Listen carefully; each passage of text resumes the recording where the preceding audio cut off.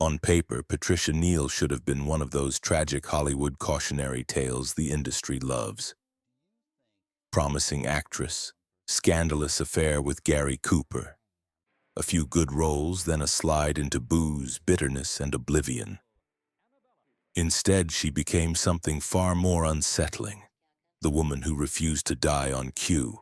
By the time her story is done, she has been the coal miner's daughter who conquered Broadway, the Oscar winner in HUD, the doomed lover who had to abort Gary Cooper's child in secret, and the wife of Roald Dahl whose family was hit by freak catastrophe 3 times in a row. A baby son's smashed skull, a 7-year-old daughter's death from measles, then 3 aneurysms exploding in her own brain while she was pregnant. She lost the right side of her body, the clarity of her sight, and cruelest of all for an actress, the words. Roald bullied her through a brutal homemade rehabilitation regime so she could walk, talk, and act again. Then later left her for the woman who had helped him do it. He emerged as the beloved author of dark children's fables. She emerged as a footnote, the first Mrs. Dahl, an actress who had a stroke. If the men around her became myth, Patricia Neal became collateral damage. So why, when we replay the golden age of American cinema and children's literature, do we still tell their stories as if the woman who carried the cost in her body is just set dressing? Her name was Patsy Louise Neal, and she started so far from all of that that it might as well have been another country. She was born in 1926 in coal country, Packard, Kentucky, and grew up in Knoxville, Tennessee, in a family that sat in the pews of a Southern Baptist church and lived under the long shadow of the mines. Her father managed for a coal company, which meant they were not the poorest people in town. But poverty was still something you could smell on the wind and see in the eyes of men coming home from the pits, shoulders bent, faces blackened, pay packets already spent. It was a world that taught children not to expect mercy. Men worked until their bodies broke. Women stretched food and patience to cover too many mouths. No one in Packard was waiting for a talent scout to arrive. Dreams were a luxury item. But Patsy had one asset that did not fit the landscape, her voice. It did not sound like a young girl's voice was supposed to sound. In the church choir, other girls floated up on thin, bright soprano lines. Patsy opened her mouth and something darker came out.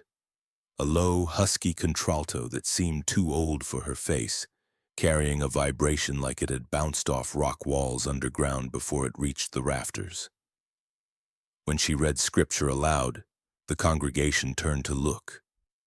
It wasn't that her words were more pious. It was that she sounded unmistakably like someone who expected to be heard. She discovered quickly that the voice was a kind of power. Teachers who might have dismissed her as another Coal Town girl paused when she spoke. Adults who talked down to children found themselves answering her seriously. It did not change the fact that the family had bills, and that the safe road led to marriage and maybe a job as a secretary. But it planted a seed. Maybe life did not have to be something that happened to her. Maybe she could speak herself into another chapter. High school drama club in Knoxville gave that seed a stage. Under hot, dusty stage lights, she felt the strange, exhilarating freedom of stepping into someone else's skin. She could be fierce, funny, cruel, heartbroken, and no one told her to be quieter. The audience leaned forward. They laughed when she wanted them to laugh. They went silent when her voice dropped. For a girl raised to believe that women were meant to endure quietly, that theater of control was intoxicating. She was not, by her own later account, a saintly child. She could be sharp-tongued, impatient, vain. She knew she was good and did not always bother to hide it. That arrogance in a small southern town could have been punished. Instead, one drama teacher chose to treat it as fuel. If you're going to be difficult, he told her, be worth the trouble. It was a lesson she carried with her long after she left Appalachia. If the world was going to dislike a woman who took up space, she might as well take up the right kind of space. Northwestern University, with its respected drama program in Evanston, Illinois, came into focus like a far-off city at night. There was no family money for tuition, but there were scholarships if she was good enough. She auditioned for anyone who would listen. She worked, studied, prayed, and pushed. The scholarship came through. The coal miner's daughter packed a suitcase, said goodbye to the red clay and revival tents, and took a train north. On the college campus, she shed Patsy Lou, the little girl's name that belonged to Sunday school and front porches. She introduced herself as Patricia Neal, and the new name fit like a tailored jacket. It sounded like someone whose photograph might be printed in a program, whose entrance might be announced to an audience waiting in the dark. Northwestern was a different universe. Stone buildings, professors who quoted Shakespeare and Chekhov as if they were neighbors, students who had grown up assuming that New York and London were places they would eventually live, not just words on a map. Patricia studied voice and movement, but she also studied people. She watched how visiting directors walked into a room already certain of their place in it. She watched how young men talked over young women, and how the women who refused to be talked over were labeled difficult or intense. She filed it all away. What she did not do was forget where she came from. Appalachia had given her a suspicious eye, a sense that glamour could be a trap as well as a prize. While other students imagined themselves draped in mink, she imagined the number on the electric bill back home and knew that whatever she built had to be solid enough to stand when the lights went out. After graduation, she did what bold girls in American stories always do. She bought a one-way ticket to New York. No savings plan, no fallback degree in something sensible, no fiancé waiting in the wings. Just that voice, a handful of letters of introduction, and a conviction that somewhere behind one of the city's casting office doors was the life she wanted. New York did not roll out a red carpet. It rarely does. There were cramped rooms, shared bathrooms, meals stretched too thin. There were auditions where she waited all day in a corridor only to be told the part had already been cast. There were casting directors who looked at her height, her strong jaw and heavy brows, and said they were looking for something softer. And then there was Lillian Hellman. Hellman was one of the few women in American theater who commanded fear and respect in equal measure. She wrote plays full of sharp women and moral rot, and she had no patience for delicate egos. When Patricia auditioned for her new play, Another Part of the Forest, she did not try to be ingratiating. She just did the work. She played the scene with the full weight of that mountain-forged voice, letting contempt, pain, and intelligence color every line. Hellman watched, eyes narrowed, and saw not just an actress but a weapon. At 20, Patricia Neal opened on Broadway in Hellman's play and lit up the stage. Critics did something unusual. They agreed. Reviews talked about her astonishing authority, about the way she held the stage like someone twice her age. Audiences came to see the Hellman play and left talking about the girl from Tennessee. A year later, when the American Theater Wing created a new prize, the Tony Award, her name was on the very first one ever handed to a leading actress in a play. It should have been the start of a long, steady climb. Broadway, then a careful selection of film roles, then a comfortable place in the firmament. But the mid-20th century was not a kind place for women who projected that much power. Hollywood came calling, but it did not call to offer her the roles she deserved. It called to own her. Warner Bros. Signed her to a contract and flew her west. The studio system of the late 1940s and early 1950s was a machine with an appetite. It knew how to sand down the rough edges, how to turn complicated women into marketable images. On the lot, Patricia learned about lighting and lenses. She also learned about clauses and morality provisions, about the way studios could own not just your performance but your private life. She played secretaries, wives, the kind of roles where her intelligence had to be tucked into polite smiles. On set, crew members would look up when she spoke, startled again by that low, textured sound coming out of a face the camera loved. Directors made notes to themselves. There is something here. Casting departments, looking at the lists of acceptable types, hesitated. She was not a blonde bombshell, not a perky girl next door. She looked like someone who had already lived a life. In an industry obsessed with youth, that was both her greatest asset and her problem. Then came The Fountainhead, Ayn Rand's novel about an uncompromising architect, and the woman who both loves and tries to destroy him was always going to be contentious. Casting a young stage actress as Dominique Franchon opposite Gary Cooper was either a gamble or an act of sabotage, depending on who you asked. On screen, the pairing sizzled. Dominique's contempt for the world and doomed attraction to Howard Rourke needed an actress who could suggest conflict with the tilt of a chin. Patricia did it.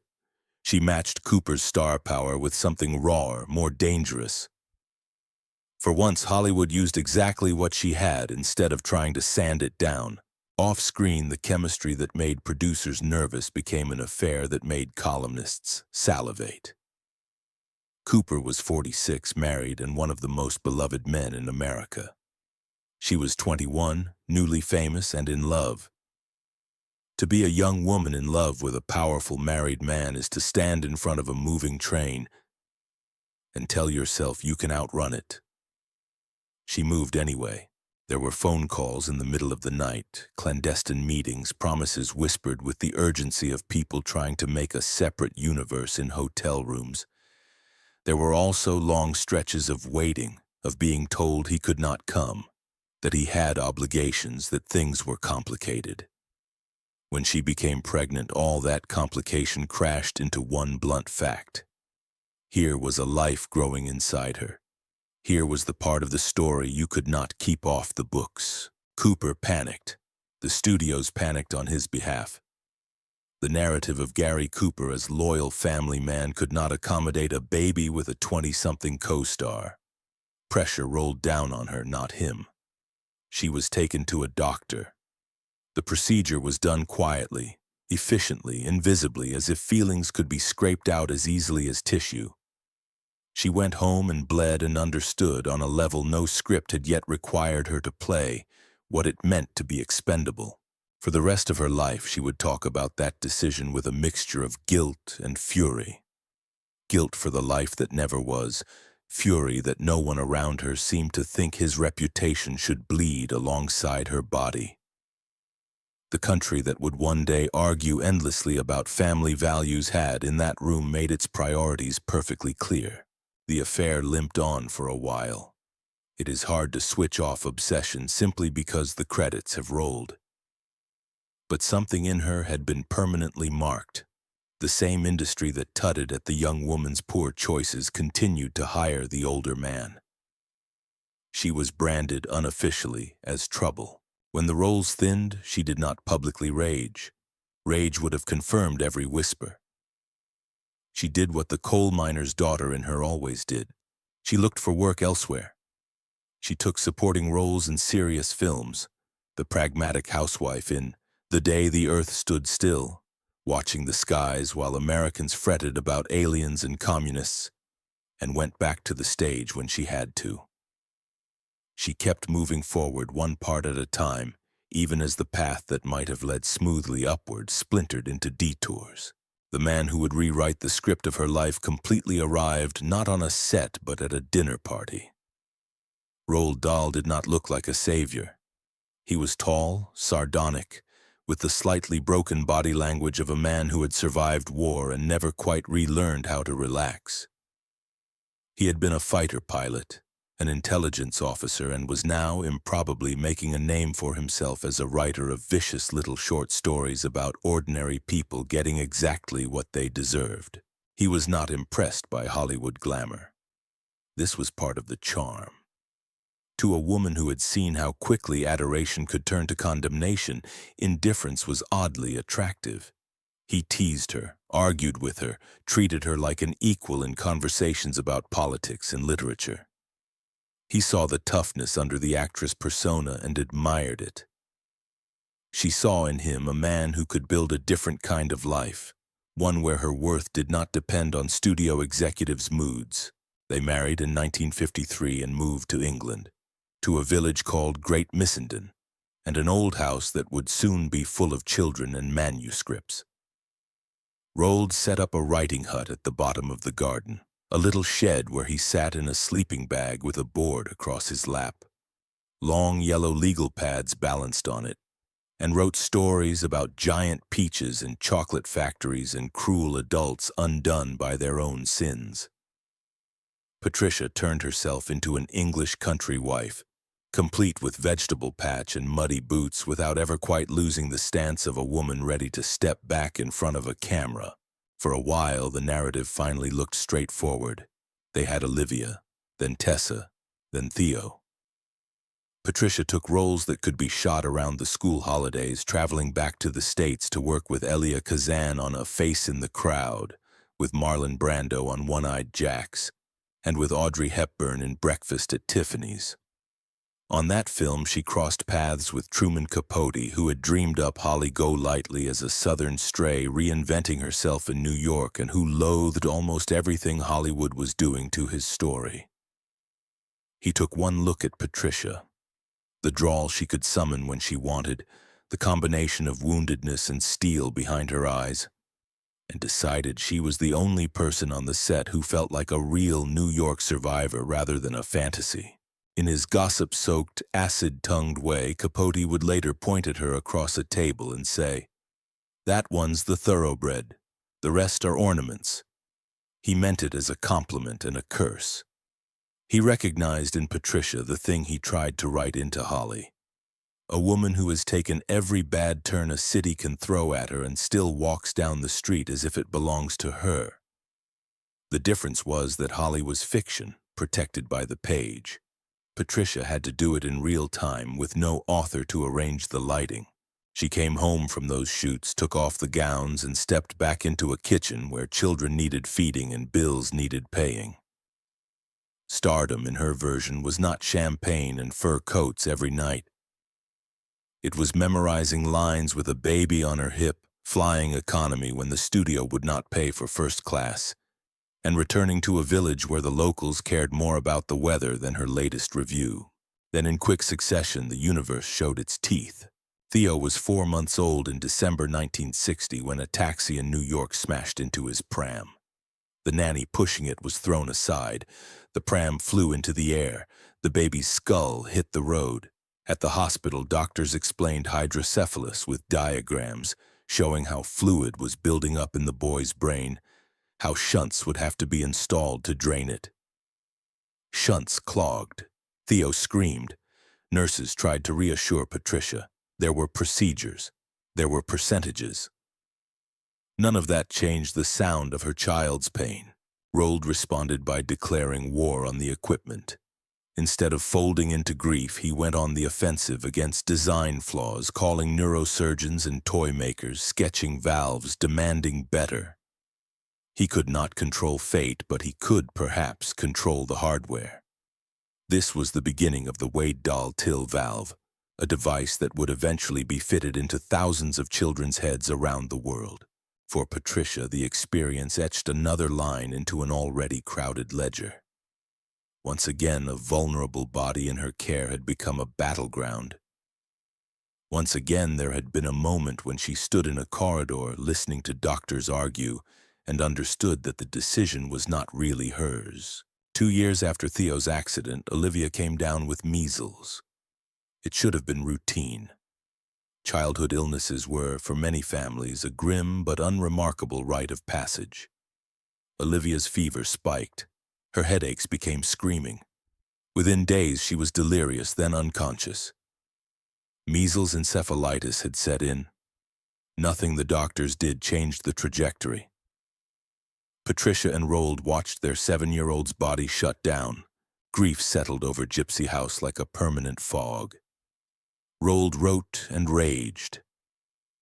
Patricia, who had been raised to see faith as a refuge, found that prayer bounced off the ceiling. They mourned differently. Where she wanted to say Olivia's name, he refused to speak it. Where she needed to revisit memories, he shut them in a mental box and padlocked it. A crack opened between them, invisible to visitors but widening with each unspoken argument. When the script for HUD arrived, Patricia read Alma Brown on the page and recognized a woman formed by disappointment. Alma is not tragic in the grand operatic sense.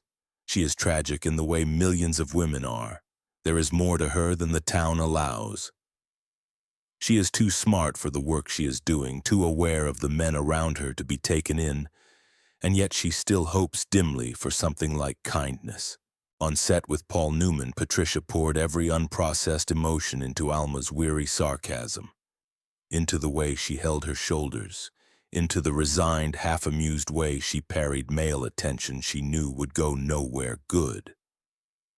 When the film came out, audiences recognized something painfully real. The Academy for once rewarded complexity instead of prettiness, standing on the stage in 1964 with an Oscar in her hand. She looked out at the crowd of peers and strangers and thought briefly that perhaps the arc of her story had finally bent toward some kind of justice. From coal dust to gold statuette, from a back pew in a Baptist church to the front row of Hollywood. It was not nothing. 1 year later, she would be lying in a hospital bed, unable to say her children's names. The aneurysms that almost killed her did not care about timing. On a February evening in 1965, 5 months pregnant with their 5th child, Patricia was at home when an explosion went off inside her head.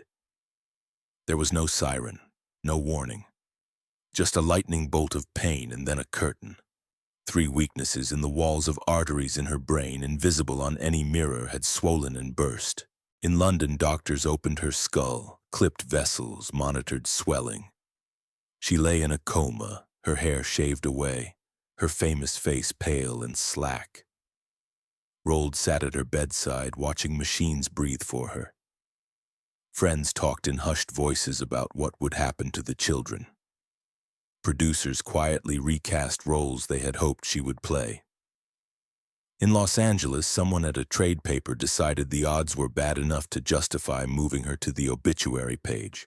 When she came back into a world that had already started rehearsing life without her. The first thing she discovered was not just that her body would not obey, it was that the world had gone on. People had adapted. Plans had been remade. It is one thing to know intellectually that you are replaceable. It is another to wake and feel it in the room.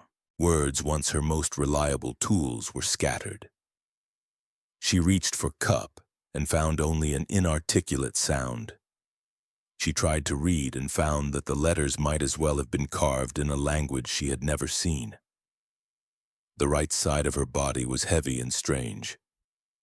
Nurses smiled, the professional smile of people trained to be kind to those who will never get better. Roald refused to accept that script.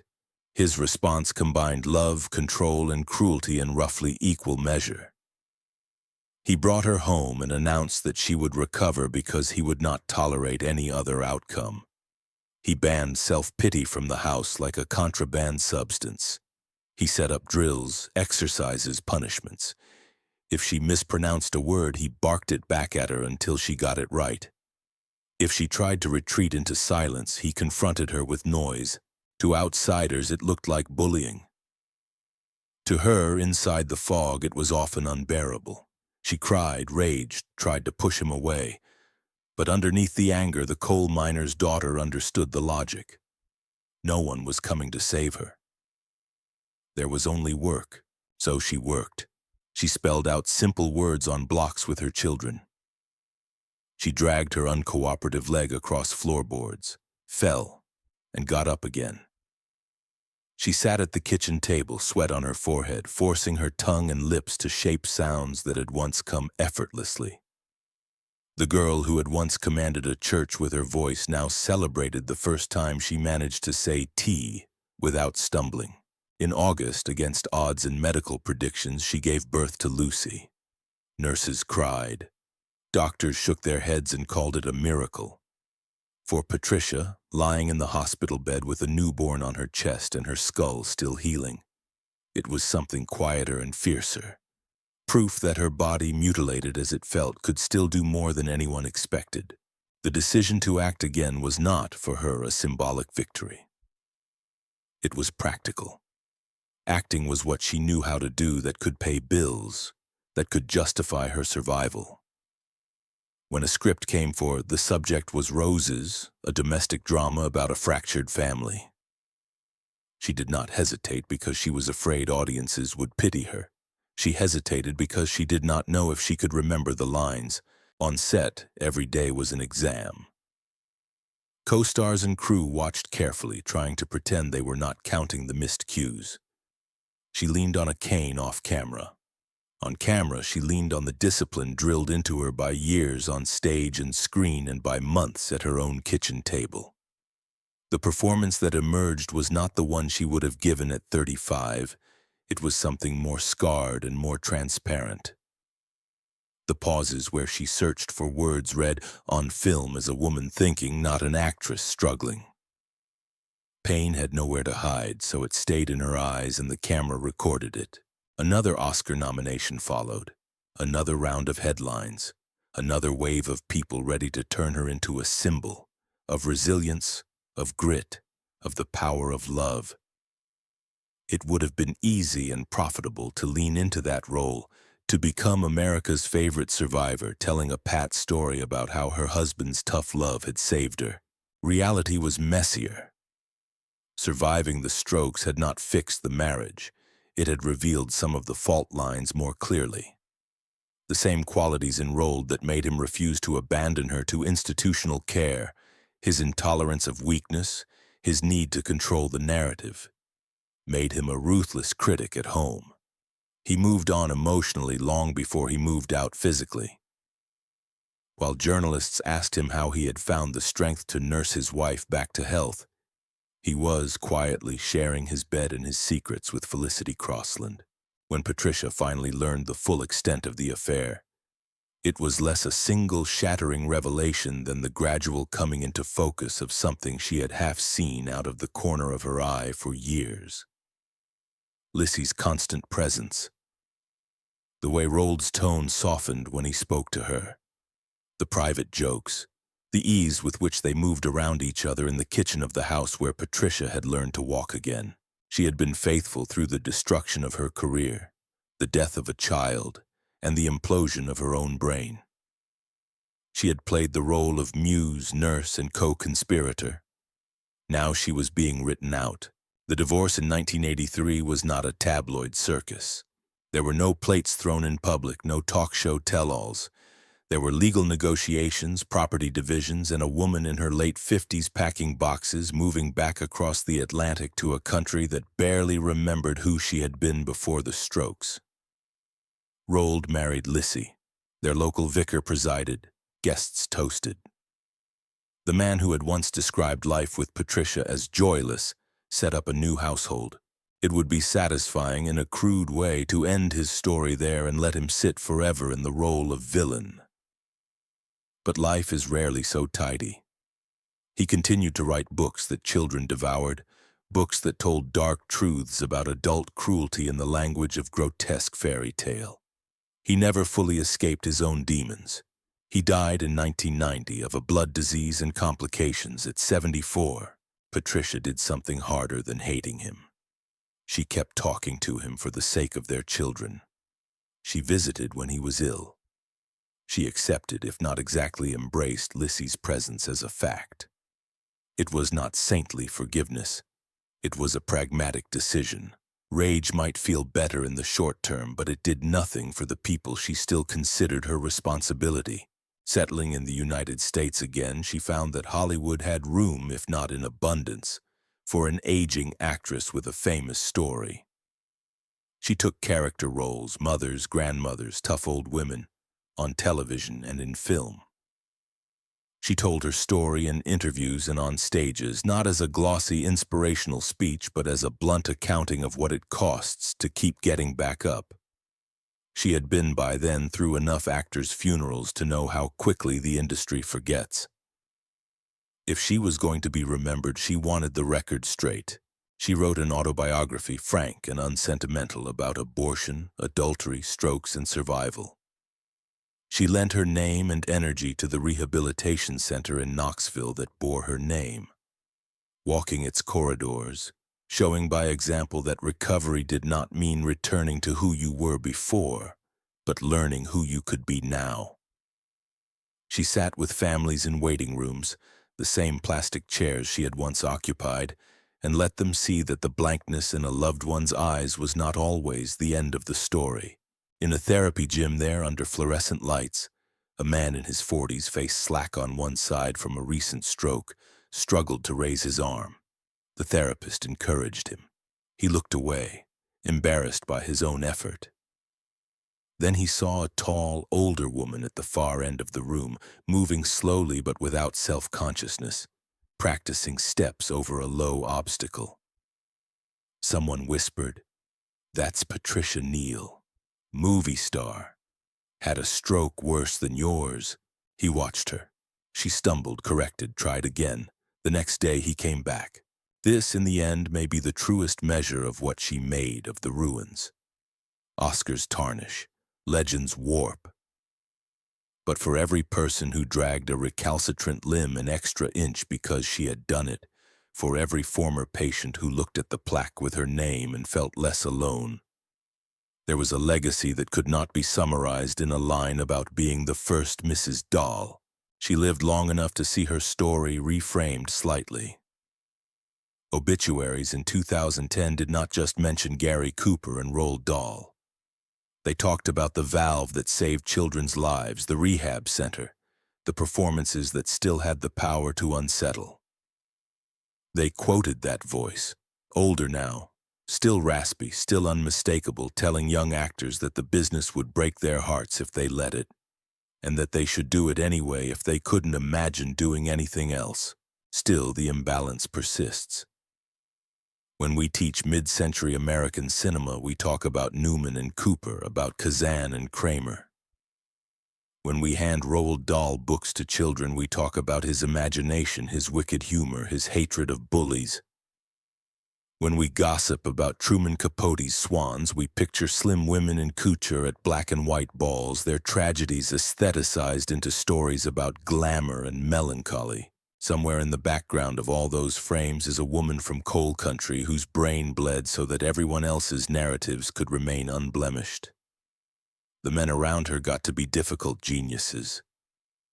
She got to be brave. Bravery is not nothing, but it is not the whole story. Years after Breakfast at Tiffany's, when Capote was busy ruining his own life by turning the secrets of rich women into material for answered prayers, he and Patricia crossed paths again at a party. His famous swans were still orbiting him in couture, wary and fascinated, aware that any conversation might end up on the page. Patricia, divorced, scarred, working, no longer anyone's ornament, arrived in a sensible dress and comfortable shoes. Capote looked her up and down, and in that high, mocking drawl called her "my real Holly," the one who didn't get to walk away when the party ended. It was meant as a joke, a line for the room. But buried inside it was a truth he rarely admitted, that for all his worship of fragile, tragic socialites, the woman he had always respected most was the one who had gone through hell and come back without a patron, without a Park Avenue apartment, without a safety net stitched by old money. Holly Golightly was fantasy. Patricia Neal was what survival actually looked like. Patricia Neal was not a morality tale or a symbol. She was stubbornly a person, proud, flawed, sometimes bitter, often funny, capable of both righteous fury and startling grace. She made bad choices and endured consequences that far exceeded her mistakes. She loved men who did not deserve the loyalty she gave them. She refused repeatedly to stay down when life knocked her flat. Her life asks for a different way of watching. Imagine just for a moment that every time a difficult man is praised as a genius, A small caption appears at the bottom of the frame listing the people who steadied his chair, raised his children, absorbed the blows he could not afford to have land on him in public. In that version of history, Patricia Neal would not be a footnote on the Cooper or Dahl pages. She would be a chapter of her own, filed under cost of doing business. So the real question her life leaves us with is not how much one woman can endure. It is why we are so comfortable turning the damage done to women like her into background texture in the myths of men. Why do we still teach our children to separate the art from the artist when the cost of the art is written in the bodies of people who never get their names on the cover? And when we watch HUD and admire Paul Newman's feral charm, or read Charlie and the Chocolate Factory and chuckle at the downfall of greedy children, how long can we go on pretending that the coal miner's daughter who stood beside them, who bled and limped and learned her alphabet twice, was just supporting cast?